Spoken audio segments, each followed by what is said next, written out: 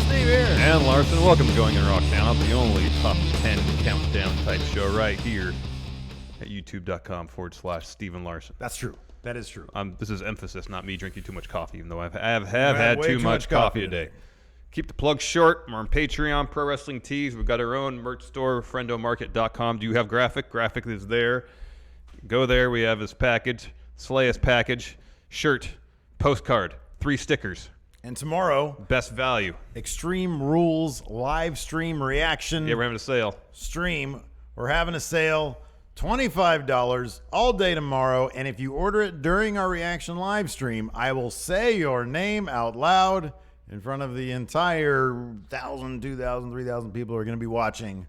Tomorrow, $25 for the Slayest pack. That's the shirt, like you said, the stickers, the postcard. It's a great best value deal. One of the stickers Just right one here. of the stickers you can get right there. Exactly. Here's a postcard. Look. With names. We signed it. Yes, and we pack every order. We personally pack every order. So you might get one of Larson's beard hairs in there. Entirely possible. One of my pubes might be in there. You never know what happens when we pack stuff. Anyways, we're not here to talk about my pubes. We're here to talk about the G1 Climax. Yes. It's that time of year again. It starts. Christmas for wrestling nerds. It started More today. of a Hanukkah situation because it's multiple days. It started, I guess it would be for us, yesterday, yes. Late yesterday, morning, early morning, late night. It's always I don't know time confusing. zones very well. It's so confusing. It starts on Saturday, local time. Yeah. G1's kicked off. Mm-hmm. That was a terrible introduction to this episode. No, it's great. We're doing Nonetheless, good. yes, we're fine.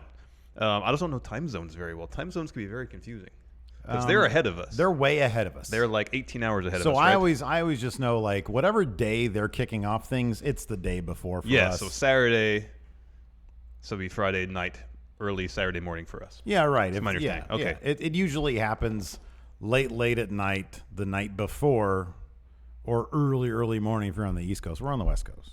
Yeah. Anyways, so the G1's kicking off. Schedule has been released. Blocks have been revealed. Mm-hmm. So we're here to tell you the 10 matches you can't miss in this year's G1. Potential awesome storyline developments, epic rivalries revisited. There's a lot of good stuff to get into here. There are always also, so we decided to put together the 10 matches we are looking forward to most. Mm-hmm. Are these all in the first round? The round robin. The round robin thing? Yeah. Okay, so these are matches that are definitely happening. It's not like we're speculating. No. These are matches that have been announced. We have dates associated with each match, but you could expect to see them. And then maybe at the end, we'll pick our 2 finalists, winners of the A and B block. Okay. And who we think's going to win. All right, sounds good. Let's get right into it then. Yeah. Number 10. 10. Kenny Omega versus Tetsuya Naito. So this will be a rematch of last year's finals. Oh, man. A rematch of the previous year's semifinals, Yeah. which in my estimation was the best match of 2016. Okay, yeah. The semifinal match. Yeah. Or the block whatever final that year between Naito and Omega. Spectacular matches both. These guys have wrestled. It's just the G1 alone, awesome matches. Last year it was a difficult match to watch for people who like necks. Yeah, the story was who can drop the other person on their head and neck the most. Yeah. Until they just can't get up from anymore for a count of 3. It was a rough watch. This match is happening the 15th, so that's this weekend. Mm-hmm. So it's quite the opening weekend bout, main eventing the first show of the Block B. So, and there's 2 pretty interesting stories going on here leading into this. Kenny Omega obviously has been on a remarkable run. He recently picked up the IWGP Heavyweight Championship on his 4th attempt with Kazuchika Okada. Well, it's third title match. Third title match, but yeah. Fourth match. Fourth match recently, yeah. And on the other hand, on the flip, and of course he just won leadership of Bullet Club against Cody in their match at G1 Special in San Francisco. Of course, on the flip side of things, Tetsuya Naito has been on kind of a crap streak lately. Yeah, He's been pooping the bed, if you will. Apart from his one highlight of the year was beating Minoru Suzuki for the Intercontinental title, but then he lost it to Jericho, and ever since then, not a whole lot of good for Tetsuya Naito. Well, his story in this G1 tournament is going to be very interesting. Is this where he's going to be turning it around, or is this going to be where he hits rock bottom? Yeah, I know. So it could be either way. It seems like they're taking the scenic route with him, if you will. And so it wouldn't surprise me if he crapped the bed. Yeah, me too. Yeah. So, but in any event, this should be a spectacular match. My prediction: Omega comes out on top. Same. Naito lays a big turd. Let's take a guess. While you brought up the Naito laying a turd, how many points is he going to get for the entire tournament? I don't know the point system. 2 for a win, 1 for a draw, 0 for a loss. Okay. How many matches do they have? I think 7. 7, so they can have up to 14? Yeah. Okay. 8. Yeah, that's why I said 8. 1 for, how many for a loss? 0 for a loss. 0 for a loss. So he'll win 4 of his 7 matches. 7 matches altogether? 4. I think he had 12 points last year or 14 points last year. Hold on. Yeah, he needs to do better than 500. No, yeah, he had 14 points last year. He's like still a top guy, but he's got to do better than 500. I think 4. Oh, sorry. Apparently there's 9 matches. All right. Well, he'll get 4. No, he'll get he'll do 4. He'll do 5. He'll do 5. He'll get 5. He'll get 10 points. 10 points? Yeah, that's my guess. 500. Because he'll get just over 500. Yeah, exactly. Yeah, just 500. Exactly 500. Well, how many matches? I thought you said there's 9 matches. Oh, sorry. Yes, you're right. Sorry. Yeah. Okay. My apologies.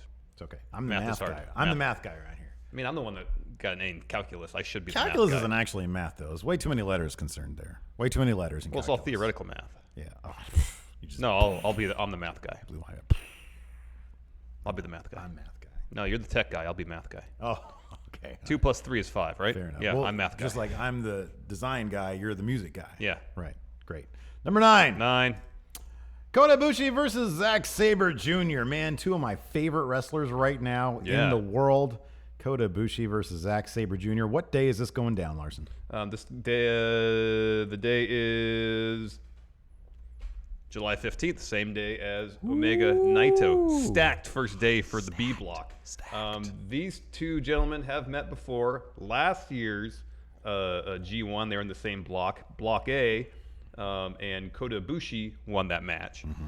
This year's New Japan Cup, they met again. Zack Sabre Jr. won that match on his way to winning the New Japan Cup.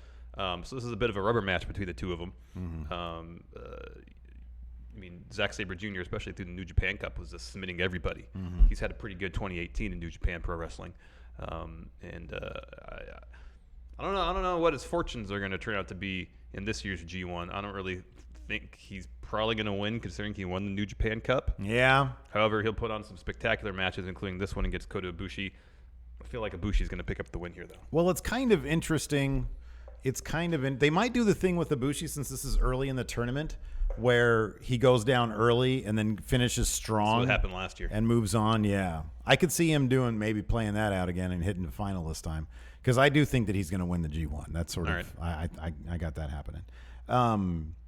So Zack Sabre Jr., they do a marvelous job picking spots for certain guys to make them a star. Yeah. All you have to do is look at this past weekend, the G1 last weekend, the G1 special in San Francisco for Juice Robinson. Yeah. Right? Great spot for him. And I must put his match against Omega on this list, too, because I think that's going to be really That'll good. be a good one. Zack Sabre Jr., it's been obvious since he joined Suzuki-gun, they had big plans for him. Phenomenal wrestler. Yeah. Fits in with Suzuki-gun perfectly. Yeah. And I love that they've had this sort of informal mentor protege type relationship with Suzuki. Yeah, they've been tagging together lately. Yeah, exactly. Yeah. And so to see him be built up to the level he's at, like you said, he won New Japan Cup. Had a phenomenal match against Okada. Yeah. Doesn't really need this, I don't think, right now, but within the next 18 months, that guy's going to be back up in serious title contention. He already fought for the title once, but I'm talking about serious title contention, like a dude who might actually win the damn I think thing. he could easily be Intercontinental Champion within the next year and a half. Oh, for sure. Yeah, absolutely. Yeah. Which in New Japan is like, It's 1B. It's 1A and 1B. It really pretty is, much. yeah. Number 8. 8.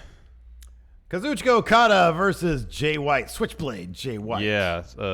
Fellow Chaos stablemates. Yeah. Okada, of course, just coming off his loss to Kenny Omega, ending his record-breaking IWGP Heavyweight Championship reign. And Jay White, he just lost the U.S. title. Jay White's been doing a really good heel work lately. Yes. He was a heat magnet, at the G1 special in San Francisco. He's growing into that Switchblade character quicker than I thought he would. Yeah. And I think G1 special in San Francisco really went a long way towards that.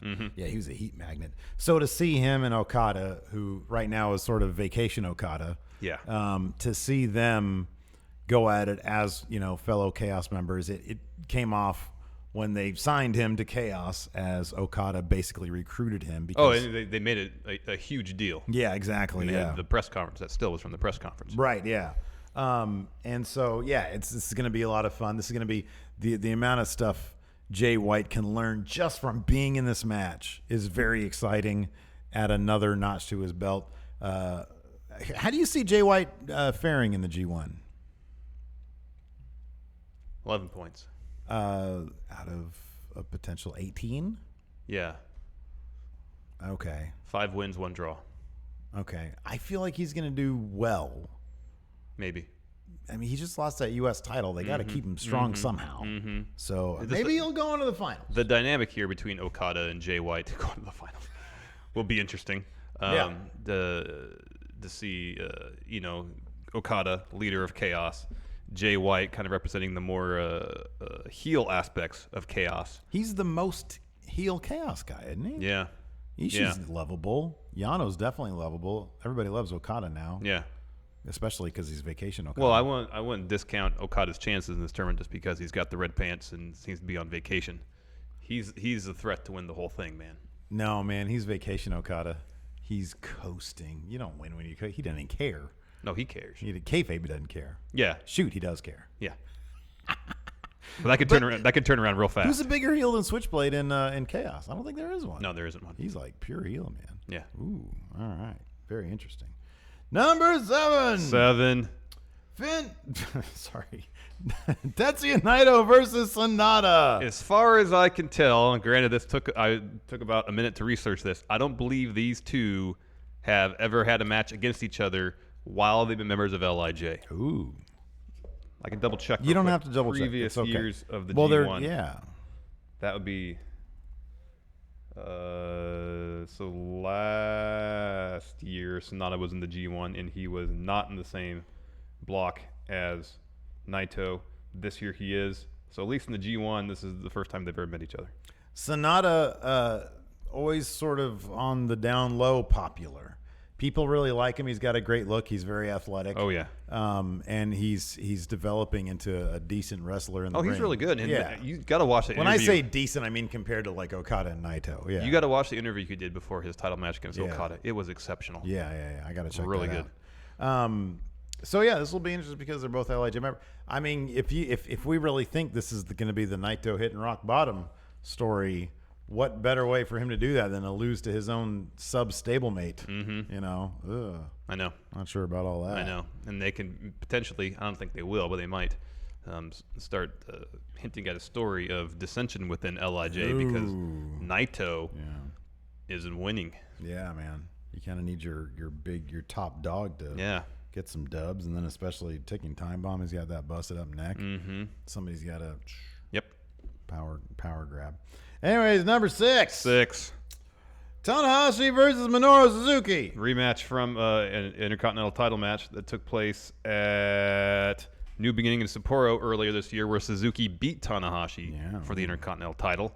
That was a spectacular match. Suzuki beat the hell out of Tanahashi. It was great. Have you seen it yet? I don't know. It was really good. Maybe not. No, you should check it out. When was it? Earlier this year, February. Oh, maybe I did. Maybe I didn't. Oh, end of January 27th. Don't remember. It was really good. A lot of stuff going on then. It was around the time of the Royal Rumble too. Yep. Two veterans of New Japan Pro Wrestling. How old is Tanahashi? Probably mid-40s? I think early 40s? Yeah, early 40s. I think he's around the same age as John Cena. I think their career paths are pretty similar. I kind of feel like it's down to one of these two guys to win the A block. Okay. And I'll get to that later on when we make our picks. But it's going to be spectacular. No, he's my age. No, he's your age. He's 41. Okay. Well, I'm not quite that old yet. But this will be spectacular, and I kind of expect Tanahashi to go over, to be honest. to avenge his loss from earlier this year. Yeah, I guess so. That could be. I don't know what to think. You're probably right, but I don't have enough of a read on what these guys are doing right now. Suzuki's kind of got a thing with Ishii that seems to be never ending. So I don't know. I think this is going to be a hell of a match, though. Oh yeah. Yeah, maybe I should check out that other match. That'll be. Oh, good. it was really good, man. Yeah. You should definitely check it out. All right, moving on. Number 5. Kazuchika Okada versus Minoru Suzuki. So once we got introduced to New Japan back at Wrestle Kingdom 11 with Okada and Omega, Okada's first feud right after that was with Minoru Suzuki. Yeah, it was a spectacular main event match. at New Beginning back in 2017. Last year's G1, these two fought to a 30-minute draw. Right. Most recently, at Minoru Suzuki's 30th anniversary event, they fought to a 30-minute draw. The rain match. Yeah. Yeah. So maybe we'll have another 30-minute draw in our future between these two. Could be some foreshadowing for their G1 match. Yes. Yeah, absolutely. I haven't watched the rain match yet, but by all accounts, it's really good, especially considering the conditions. It just went up on the New streaming Japan World, service like 2 days ago. Well, now probably 5 days ago. So yeah, I definitely want to check that out. I heard it's like amazing and dramatic, and man, what a great. It's like visually stunning because they're wrestling in the rain. Yeah. Well, yeah. Yeah. Maybe they should think about getting like a rain machine in the wherever they're fighting, Kurukan Hall. It probably isn't that safe. Yeah. To do that. Yeah, probably not. Lots of slipping and sliding. Exactly. It's not safe to do that at all. You want to add? You think it's safe for people to be doing Phoenix Plexus? No. Look what happened to that. Number 4. Kenny Omega versus Zack Sabre Jr. Now, these two have wrestled before, but not in New Japan. Really? You have to go back to like 2013 or something like that. Oh, wow. Just on a based video search of internet on Google, there's a couple sure matches. It wasn't like a 2K18? I checked. It was not a video game. But they have not. Fire Pro Wrestling thing? No, I don't think so. They have not met in New Japan at all. Are we going to do a 24-hour live stream for when Fire Pro New Japan comes out? I don't know. Or would you actually be down for a 24-hour live stream? Probably not. 12-hour maybe. Is that a video game match? I don't know. I'm just double checking. Okay. Oh, it is. They fought at Bad Blood. That is not Kenny Omega. That's early Zack Sabre Jr. 2011. Oh, man. Oh, there's this one. But there's actually no preview. Yeah. Anyways, continue. Oh, yeah. Anyways. So, yeah, we've already talked about Kenny Omega. He's the heavyweight champion. Zack Sabre Jr., he came up short against the previous IWGP heavyweight champion, Kazuchika Okada. This will be the first time he's taken on Kenny Omega, at least, since Kenny's been champion. Yes. So yeah. Wait, Kenny was in the G1 last year. Was he in a different block than Zack Sabre Jr.? Probably. Yeah. Okay. Yeah, because Kota Ibushi and Kenny were not in the same block last year. Oh, okay. Hold on. Yeah. Yes. Yeah, what? Confirmed. That was a real match. Where was that? This was at Forefront Wrestling 2013 in Chipping Sodbury. That sounds like the most British name I've ever heard in my life. It was at the Chipping Sodbury Town Hall? Mm-hmm. Really? Yeah, 2013. That wasn't that long ago, man. Those guys have come 5 years ago. Oh, yeah. Time goes by They've quick. come a long way. Both of them have in 5 years. We were doing 10 for the win back in 2013. I know. A long time ago, man. So anyways, this should be a killer match. Oh, heck yeah, man. You have fun. Zack Sabre Jr., the foremost technical wrestler in the world right now, probably, against Kenny Omega, maybe the best professional wrestler in the world right now. Mm-hmm. This is going to be fantastic. I can't wait for this one. They need to make sure there's no Suzuki-gun interference. That's going to be hard to do. You got to get some Bullet Club members out there. They interfere far too much. They interfere a lot. Or maybe some firing squad interference. Maybe. I feel like the G1 is sort of above interference, so there's not a lot of interference. Yeah, pretty much. It's all about putting on the best matches. Yeah, exactly. Best bout machine is Kenny Omega. That's true. Number 3. 3. Tanahashi versus Okada. I mean, come on, give me this. It's the greatest rivalry maybe in New Japan's history. It's like Cena Orton right here, man. Yeah. Or Cena Edge. Cena JBL. Stone Cold Rock. Cena CM Punk. All right. That's actually a good one. That is. That is a good one. Yeah. Storied rivalry between these two, I believe. Cena Wade Barrett. No. They met in the New Japan Cup, and I think it was the 11th match they've had together against each other. I want to say Okada's up by 1, I think, in their rivalry. So you think I'll double check. Like, well, you know, I feel like Tanahashi has to win this, right? Didn't he just like he was the last title defense before he lost it to Kenny, right? It was Tanahashi. Yes. Yeah. Oh yeah, that's what I was thinking about. That's the match that happened. Yeah. And so, you know, right now Okada, like I said, here's the thing. Like Okada's, you know, I know Kenny's best bout machine, but Okada's also best bout machine guy. He's right there, yeah. Right. So like they need kind of a storyline reason to explain losses for him now. And I feel Vacation Okada is the way to go. He just much rather be out fishing. Right, exactly. He apparently loves to fish. And is totally cool putting people over. Yeah. It's like, I lost. What are you going to do? It's Chill Okada now. It's Chill Okada. That's what it is. Maybe they've been watching We Book Raw. Could be. Yeah, no, I feel like that's a great storyline to run with Okada because, you know, you need other guys to be elevated. You know, he could easily say, hey, you know, I want a rematch. I want to go, you know, and then he could win the title if he's still Okada Reborn. But he's Vacation Okada now, so he kind of doesn't care. This match takes place final day of A block round robin matches. This match will decide who advances to the finals. This is the match that'll decide it. If Tanahashi wins, he advances. If Okada wins, he advances. If it's a draw, I feel like Suzuki may advance. You're just throwing that out there? Yeah. Okay, cool. But since it's the main event, probably, of the final day of the A block, gotcha. It's going to decide who advances. I got you. Okay. Yeah, you're probably right. All right. Who do you think Kota? Yeah, because I kind of feel like the finals has to be Okada Ibushi, and Ibushi has to win. I think it's going to be Tanahashi. You think it's going to be Tanahashi? Because it goes back to their match they had earlier this year. Oh, that's right. Ibushi challenged for the Intercontinental title, lost, and he's like historically been, based on the story of that match, a huge Tanahashi fan. And even after he lost, he acted, Ibushi, the way he was behaving was like it was the greatest moment of his life. Because he was able to share the ring with Tanahashi, even in defeat. Yeah. So if it's Tanahashi Ibushi in the finals, and I firmly believe that Ibushi will pick up the win. Plus Vacation Okada. Yeah. Chill Okada. Number 2. 2. Kenny Omega versus Tama Tonga. Where's Kenny? Oh, Kenny, where are you? Oh, wait, no. He's right. There he is. There's Kenny. There he is. Look at that. He's hovering near the front area. This is before Tama. Oh, look, you can see us up here. Oh, hi. Hey, everybody. Hi. Look at this. Watch. Yeah, this is before Tama Tonga grabbed his crotch. Oh, there we are. Hi, everybody. Hey, everybody.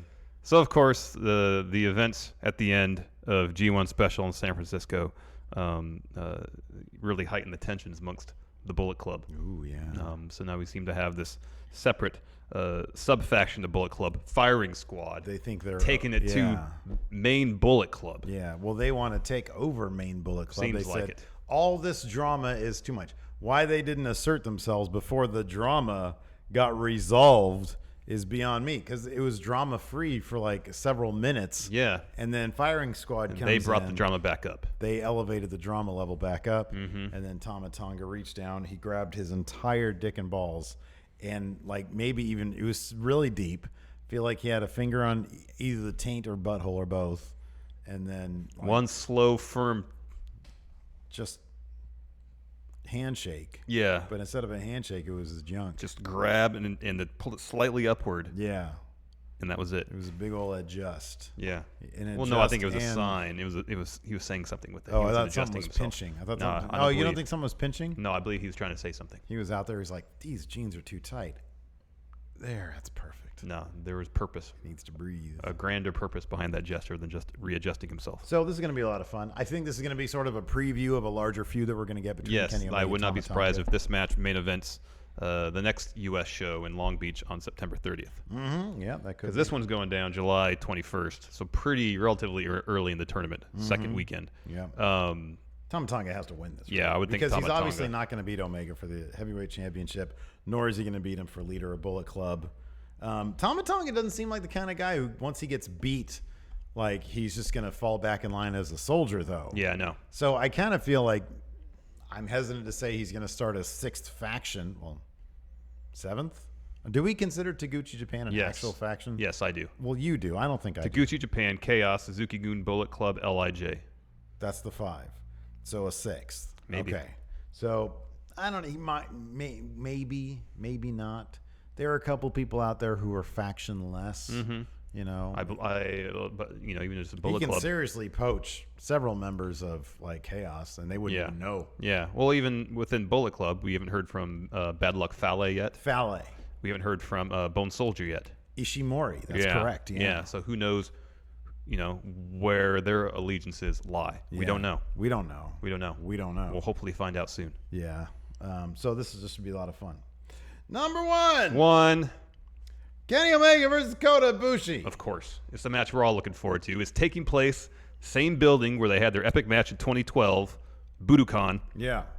After that match, Kota Ibushi was banned from the building. Yeah. Because he did a moonsault off the balcony. He does I thought it was off the thing. Oh, that's what it was. He did a moonsault off some balcony. Anyway, he does a lot of moonsaults off a lot of things. Yes. He was banned. Yeah. Banned.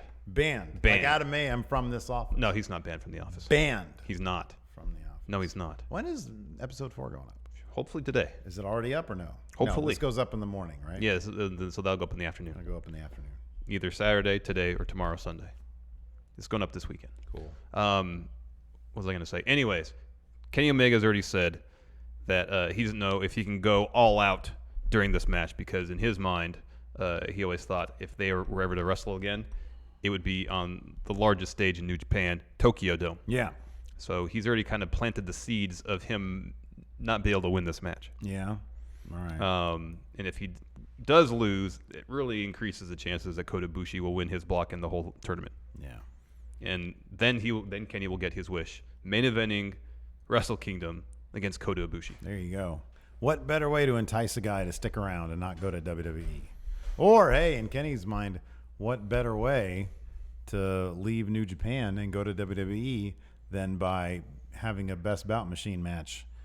Tokyo Dome, dropping the IWGP Heavyweight Championship to your bestie, Kota Ibushi, and then going to WWE. Champ usually goes over at Wrestle Kingdom, man. Well, if they're about to go to WWE, maybe not. Yeah. I don't think they're going to WWE. Was AJ champ at Wrestle Kingdom? No. No, he wasn't. No. You mean his last match? Yeah. That was, no. Nakamura was Intercontinental Champion, I believe. I think Nakamura. That was for the IC title. Yeah, and then Nakamura just dropped the belt. When did AJ drop the IWGP? Before that. Well, yeah, I know that. You don't have the information in front of me, man. Well, I don't know. Sometimes you do research. Anyways, I don't do research. So, yeah, this should be a good match. But like you said, it's going to be more interesting for the storytelling aspect of things. Is Kenny going to be able to bring it against his bestie in the Golden Lovers, the Golden Elite, Kota Ibushi? Yes. Yeah, so. Revisiting, maybe in portions, a match they put on 6 years ago. Well, I hope, they revisit, because was that in New Japan? No, it was in DDT Pro. Yeah, so DDT Pro, I want to see, in this match here, I want to see them bring out some go-karts. I want to see some goofy butts.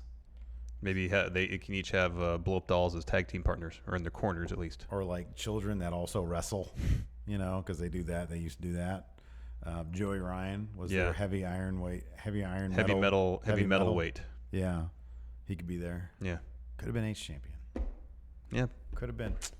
He's gonna be there. Could have been. Yeah. How far do you think Joey Ryan's gonna go in the G1? I didn't notice his name in the brackets.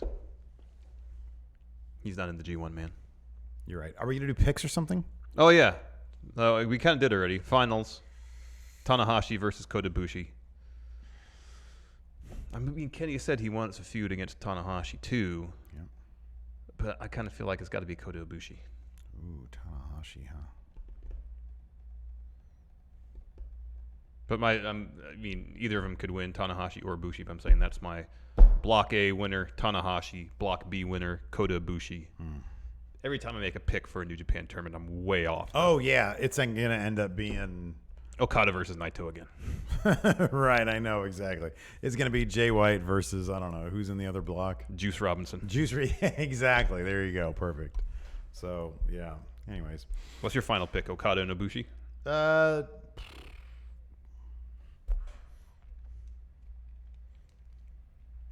No, I mean, to be honest, I kind of like your scenario about the Tanahashi thing. I think you're right. They called back to an earlier thing. Ibushi has to conquer his own personal heroes as opposed to personal demons, if you will. I think that's you can either tell that or you can tell the Okada story where, Vacation Chill Okada, the last guy that Kenny beat, in order to get to the level that Kenny's at, Kota would have to beat that guy. But that could also be a story for another time. On the other hand, Tanahashi Omega, that could be amazing. No, I feel like the Golden Lovers thing is hot. Just run with that. Kota Ibushi versus Kenny Omega at Wrestle Kingdom. He goes over Tanahashi. I like that. Yeah. The alternative is that Ibushi beats Omega in this match. However, doesn't win the tournament, and they face off at King of Pro Wrestling. Yeah, but no, man. I feel like the trajectory of the Golden Lovers story has to lead to something. It's got to be to Wrestle and a huge one-on-one match at probably Tokyo Dome. Yep. And then we get at Tokyo Dome Jericho versus Tanahashi.